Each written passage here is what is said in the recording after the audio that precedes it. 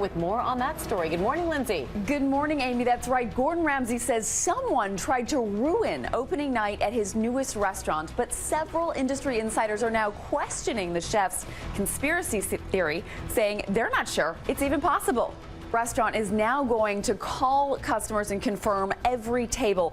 Guys, apparently this issue with rivals making fake reservations has happened before, but the reason some are calling this suspicious is because of that high number. 100 no-shows is a lot of fake names and numbers.